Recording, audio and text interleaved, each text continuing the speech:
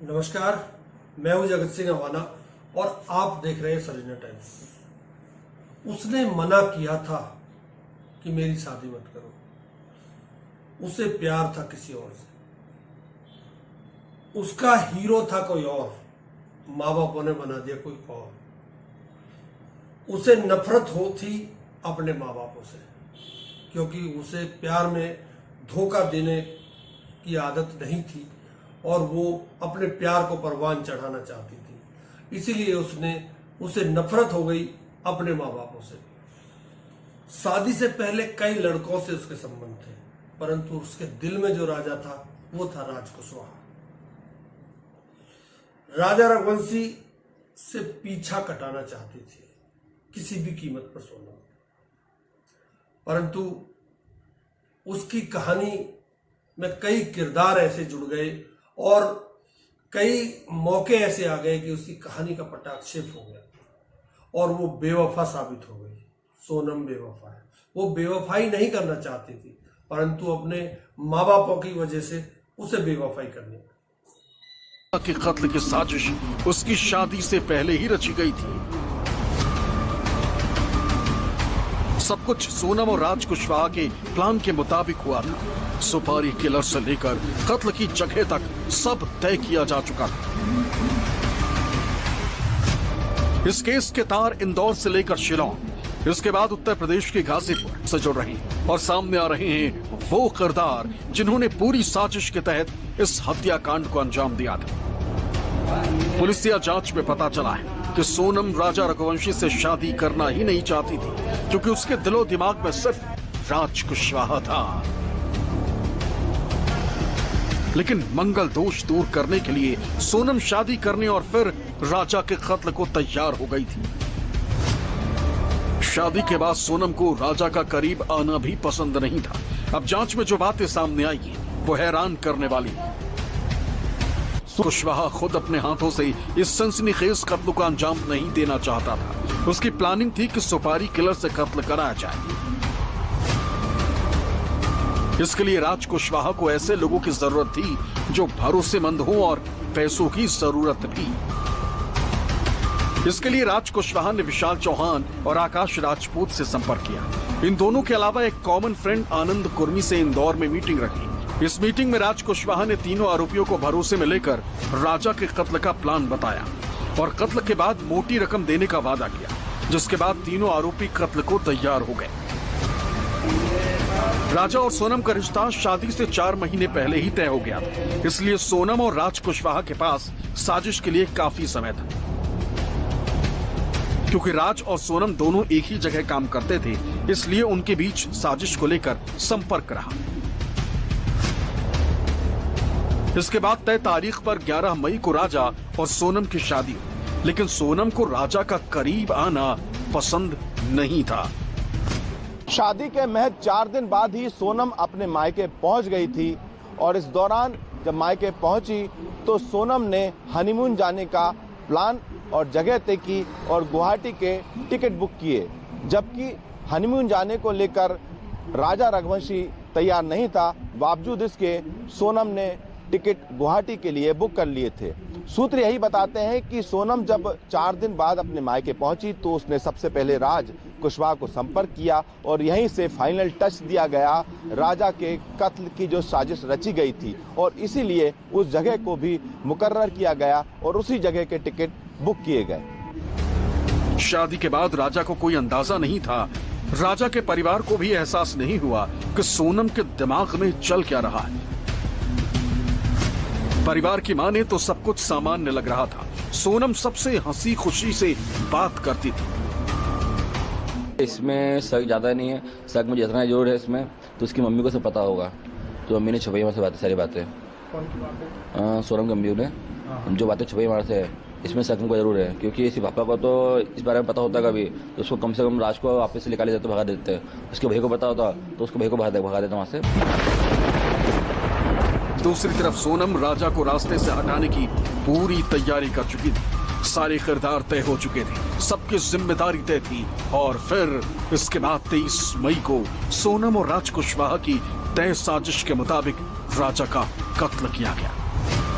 अभी जो इन्वेस्टिगेशन में जो उन्होंने पूरा बताया, जो हमसे शेयर किया गया है, केवल 4 ही आरोपी अभी फिलहाल जो इंदौर में जो थे 4 ही आरोपी उनको द्वारा बताया गया। आगे भी अगर वो कुछ ऐसा बताते हैं, चूंकि लगातार कोऑर्डिनेशन में फ्रॉम डे 1 से लगातार इंदौर पुलिस कमिश्नर के डीसीपी राजेश त्रिपाठी सर लगातार उनके कोऑर्डिनेशन में लगातार कोऑर्डिनेशन चल रहा है, और अगर कोई और इनपुट देते हैं तो इंदौर पुलिस कमिश्नरेट पूरी उनकी सहयोग करेगी। मेघालय पुलिस सोनम को 72 घंटे की ट्रांजिट रिमांड पर शिलोंग लेकर गई, जहां उससे सोनम की गिरफ्तारी के पहले दिन सोनम के पिता अपनी बेटी के पक्ष में खुलकर बोल रहे थे। इस केस में मेघालय पुलिस पर सवाल उठा रहे थे, लेकिन अब जिस तरह से सोनम पर शिकंजा कसता जा रहा है और इसके खिलाफ पुलिस को तमाम सबूत मिल रहे हैं, सोनम का परिवार मीडिया से बचने की हर मुमकिन कोशिश कर रहा है।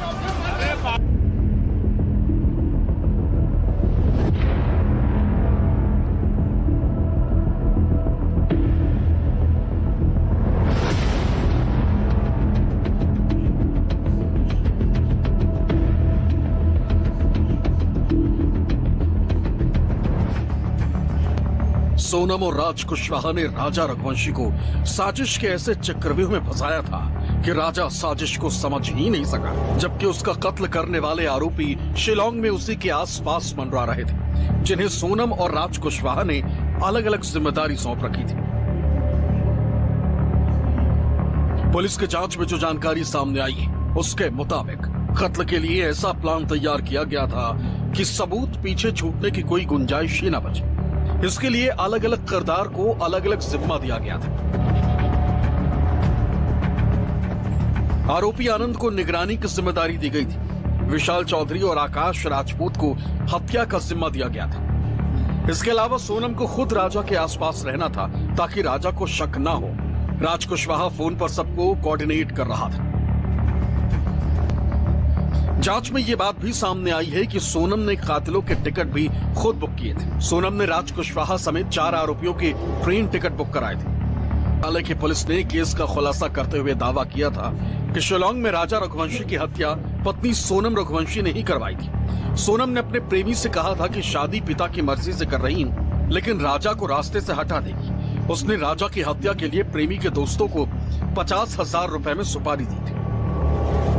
देखिए, 3 आरोपियों को कल अरेस्ट कर लिया था, उनका 7 दिन का ट्रांजिट मान लिया गया था। चौथा आरोपी आ गया है आनंद, और उसका भी आज मेडिकल कराया जाकर कोर्ट में पेश किया जाएगा, और लगभग कोर्ट में पेश कराया जाने के बाद उसका ट्रांजिट मान लिया जाकर आज शाम तक शिलोंग की टीम निकल जाएगी।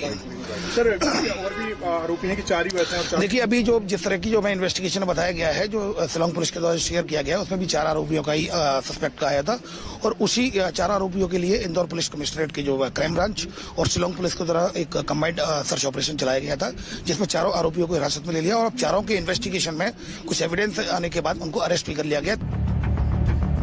पुलिस के पूछताछ में पता चला है कि राज कुशवाहा खुद तो ट्रेन से गुवाहाटी नहीं गया, लेकिन उसने अपने तीनों दोस्तों को भी एक बार के लिए गुवाहाटी जाने से रोका था, क्योंकि साजिश के तहत हत्याकांड को शिलोंग में अंजाम देना था। तब आरोपियों ने राज को कह दिया था कि अगर काम नहीं हुआ तो वो कम से कम गुवाहाटी तो घूम कर आ ही सकते हैं। इस तरह गुवाहाटी होते हुए तीनों आरोपी शिलोंग पहुंचे थे, और इस दौरान वो राज के दिए मोबाइल के जरिए सोनम के संपर्क में थे। 23 मई को सोनम फोटोशूट के बहाने पहाड़ी कोसा इलाके में राजा को ले गई। रास्ते में तीनों आरोपी भी राजा से मिले। उन्होंने राजा से हिंदी में बात की और साथ चल दिए। आरोपियों ने मेघालय पुलिस को बताया कि सोनम थकने के बहाने पीछे चलने लगी थी। पहाड़ी चढ़ते चढ़ते वो भी थकने लगे तो सोनम बोली, लाखों रुपए दूंगी पर मारना पड़ेगा। सोनम ने राजा के पर्स से निकालकर 15,000 रुपए फिर आरोपियों को दिए और कहा कि मारना तो पड़ेगा। जांच में पता चला है कि सोनम ने राजा से कहा था कि उस मोबाइल पर बहुत कॉल आते हैं जिससे डिस्टरबेंस होता है, इसलिए बेहतर होगा कि अपना फोन बंद करो। राजा ने सोनम की बात मानकर फोन बंद कर दिया। इसके बाद सोनम उसे एक घने जंगल वाली जगह पर ले गई, जहां विशाल ने राजा के सिर पर पीछे से वार किया। हत्या कर आरोपियों ने राजा का शव रेलिंग से नीचे खाई में फेंक दिया। वो बेखौफ इस हत्याकांड को अंजाम देती है। उसे किसी बात का डर नहीं है। वो किसी कानून से नहीं डर, उसे समाज का कोई डर नहीं है। वो मारती है और उसके आधे घंटे बाद उसकी सास का फोन आता है। कहानी यह है कि शिलोंग में एक वो है पुल है, उस पर सेल्फी पॉइंट है, वहां पर सेल्फी लेना चाहते थे दोनों। दरअसल सेल्फी लेने के पीछे कारण यह था कि सोनम ने 2 प्लान बनाए थे। अगर सुपारी किलर राजा रघुवंशी को नहीं मार पाते तो सोनम सेल्फी पॉइंट पर जाती और उसे एक गहरी खाई में धक्का दे देती और बहाना हो जाता पैर फिसलने का। परंतु पहला ही जो वो था उसका दाव, उसी में उसे कामयाबी मिल गई। और जब वो उसे मारकर उसके आधे घंटे बाद ऊपर चढ़ती है, 300 सीढ़ियां ऊपर चढ़ के आती है, तो उसकी सांसें फूली रहती है और उसकी सास का फोन आ जाता है। राजा का फोन चल नहीं हुआ अभी नहीं हुआ, बस हम चढ़ाई कर रहे हैं, हम ऊपर चढ़ गए फिर फोन लगाते हैं। और आज तो उपवास होगा फिर? मेरा तो उपवास है ना, मेरे को 2-3 बार बोल दिया। मैं घूमने के चक्कर में अपनी ग्यारस थोड़ी तोड़ूंगी। वही तो तेरी, मैं अभी खरियार बना रही तो मेरे को एकदम से याद आ गई कि आज तो मेरे बहू का उपवास वापस। हाँ, खिचड़ी बना रही हूँ। सुबह फोन आ गया था कि उपवास है, तो मैं नहाई थी। हाँ, तो कहीं दूध लस्सी जो भी मिल रहा हो उपवास का सामान वो खा लो। अब पहले ऊपर तो चढ़े, जंगल में है, यहाँ से आप कुछ मिलेगा। बाप रे, मैंने कही थी कुछ ड्राई फ्रूट रख के ले जाओ, तो बोले हाँ क्या करेंगे हम, दो ये जंगल है, पता है, घोर जंगल है, एकदम खड़ी चढ़ाई है। चढ़ना मतलब उतरना भी खड़ा ही है और चढ़ना भी खड़ा ही है। तो वहाँ ऊपर देखने के लिए क्या गए? वो अंदर है, वो पहाड़ के अंदर। मना करी थी मैंने तो सुनते नहीं है। हाँ, चलो वही तो कह रही, वहाँ क्या देखने पहुँच गए तुम? नीचे से देख लेते। झरना देखने गए थे, बड़ा वाला। हाँ, नीचे से देख ले तो हालत खराब हो गई। तो कुछ नहीं हुआ। वही तो कह रही है, अब मैं वो कुछ इस तरह हंस हंस कर अपनी सास से बात कर रही है। झरना देखने गए थे, बड़ा वाला। हालत खराब हो गई तो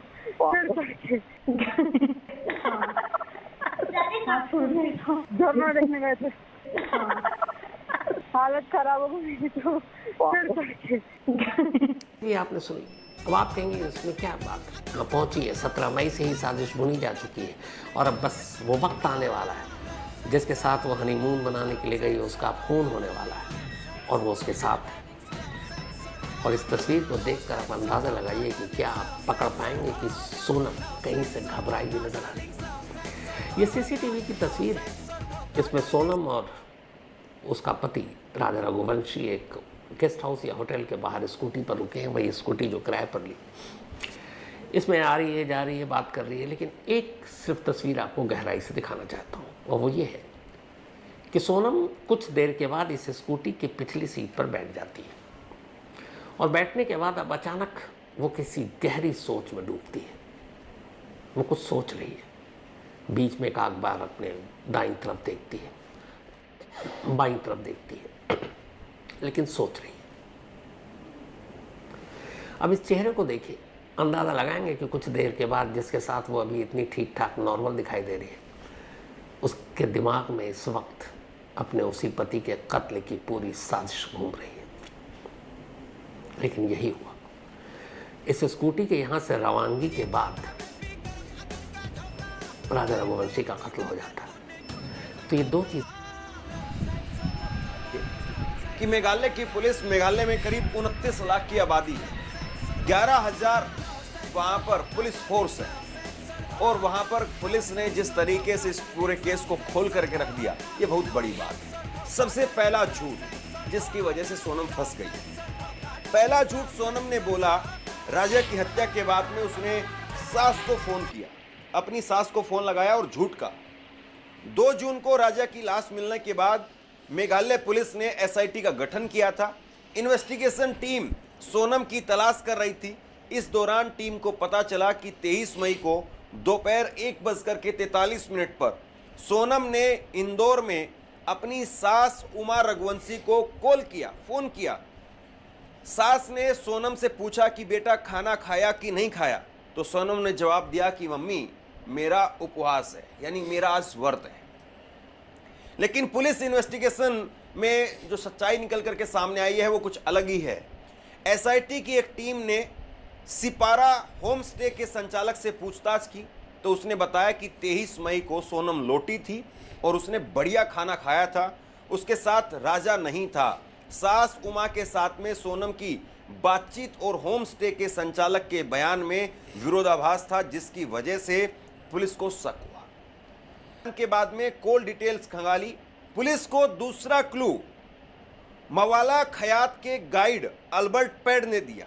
उसने बताया कि 23 मई की सुबह 10 बजे राजा और सोनम को 3 अन्य पर्यटकों के साथ में नोगरिया से मवाला खयात के बीच में देखा गया। तीनों पर्यटक राजा के साथ आगे चल रहे थे, जबकि सोनम पीछे चल रही थी। वे सभी हिंदी में बात कर रहे थे।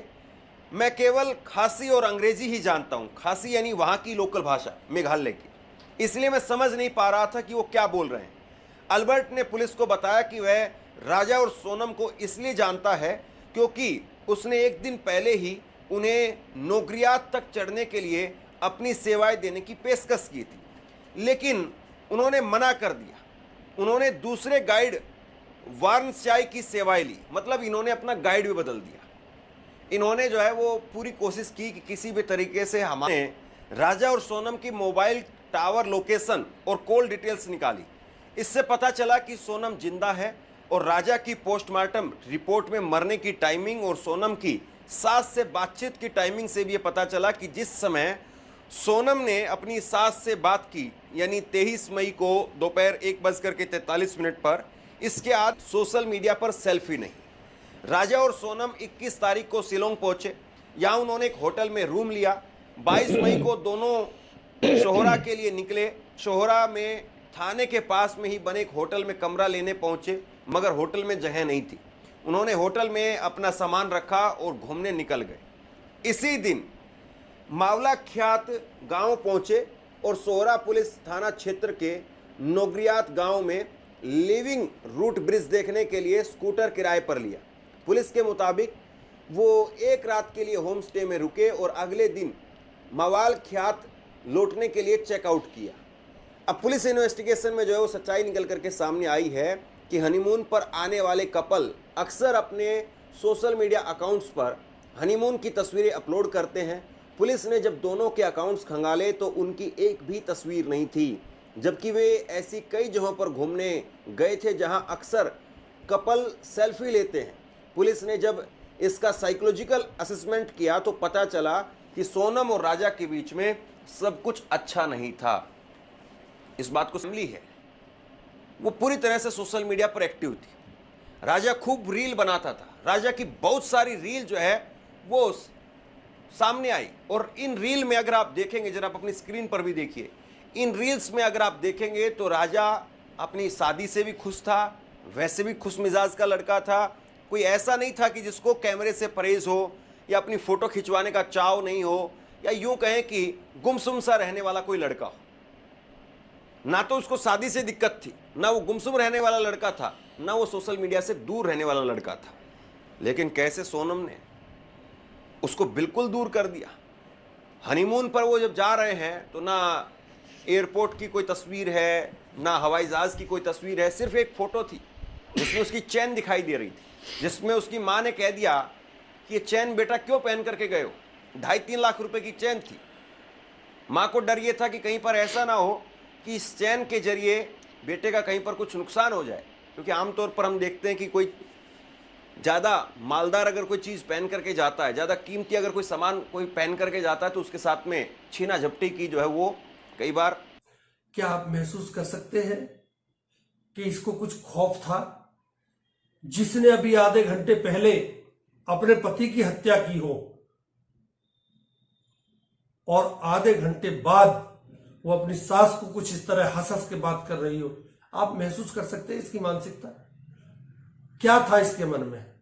मैंने शुरू में ही आपको 4-5 पॉइंट गिनवाए थे कि उसने मना किया था कि वो शादी नहीं करना चाहती, वो नहीं चाहती थी राजा रघुवंशी से शादी करना, परंतु परिवार के दबाव में उससे शादी कराई गई। परिवार ने अपनी इज्जत का हवाला देकर उससे शादी करा दी, तो उसे तो उसको राजा रघुवंशी को मारना ही था। मैं ये नहीं कहता कि सच में उसे मारना था, परंतु आप महसूस करिए उस बात को कि जब वो मना कर रही थी तो उसके माँ बापों को उसकी बातों की कदर करनी चाहिए थी और उसकी शादी वहीं करनी थी जहां वह चाहते थे। परंतु कुछ गलतियां हमारे समाज की भी है, समाज की कुरीतियों की भी है। ये समाज की कुरीतियां ही हैं कि जो इस तरह की घटनाएं अब हो रही हैं। मेरठ में एक पत्नी ड्रम में डालकर सीमेंट मार के अपने पति को ड्रम में डाल देती है और ऊपर से सीमेंट भर देती है। ऐसी ऐसी घटनाएं आजकल हो रही हैं। पुरुष प्रधान समाज है, परंतु हत्यारी जो ज्यादातर निकल रही है वो महिलाएं निकल रही हैं, और खासतौर पर वो महिलाएं हैं जो अपने पतियों को ही मार रही हैं। पहले कहा जाता था कि वो सावित्री अपने पति को यमराज से लेके आ गई थी, परंतु अब तो ये खुद ही अपने पतियों को यमराज तक भेज रही हैं। तो क्या वास्तव में जमाना बदल रहा है या मेरा देश बदल रहा है? लगता तो ऐसे ही है, देश बदल रहा है, महिलाएं बदल रही हैं। ये नारी शक्ति की जीत नहीं कह सकते, परंतु नारी शक्ति का अपराध बोध जरूर कह सकते हैं। नारियों को भी समझना पड़ेगा कि जहां 7 जन्मों का साथ फेरे लिए जाते हैं, वहीं अगले ही क्षण 1 हफ्ते के अंदर ही ऐसा क्या हो जाता है कि उसी पति की हत्या कर दी जाती है, और वो भी दर्दनाक रूप से। हत्यारे पैसे कम बताते हैं तो उन्हें 20 लाख तक की ऑफर दे दी जाती है। परंतु इस प्रेम कहानी का भविष्य क्या है? इस प्रेम कहानी का अंत क्या है? अंत केवल काल कोठरी है, और अब पूरा जीवन इस सोनम का काल कोठरी में गुजरेगा। इसके लिए सोनम जिम्मेवार है या उसके माँ बाप जिम्मेवार है या हमारा समाज जिम्मेवार है? इसका जवाब तो आप लोग बुद्धिजीवी वर्ग के लोग हो, आप ही दे सकते हो। मेरे पास इसका कोई जवाब नहीं है। मैंने तो पहले ही कहा था कि अगर सोनम की जिद थी तो उसकी जिद के सामने मानना चाहिए था। सोनम अगर शादी करना चाहती थी राज कुशवाहा से, तो उसे कर लेने देनी चाहिए थी और उसको उसके हाल पर छोड़ देते, घर वाले भी। परंतु आन बान शान के चक्कर में और इस तरह की घटनाएं घटती चली जा रही है, रोज घट रही है, आए दिन घट रही है। इन घटनाओं पर रोक कैसे लगेगी? लोगों का मानसिक संतुलन क्यों बिगड़ता जा रहा है? इस पर भी गंभीरता से विचार होने की आवश्यकता है। कौन करेगा? सरकार क्या पहल करती है? सरकार तो खैर पहल करेगी नहीं, क्योंकि अब सोनम के बेवफा के किस्से ज्यादा चल रहे हैं। बीबीसी की खबर, जिसमें 87 लोगों के मरने की खबर बीबीसी ने छापी है कि भगदड़ में, जो कुंभ में भगदड़ हुई, उसमें 87 लोग मरे हैं। उस पर अब किसी की नजरें नहीं है। सरकार का काम चल रहा है, सरकार भी यही चाहती है कि उधर ध्यान न जाए, और वही हो रहा है। नमस्कार, बहुत बहुत धन्यवाद।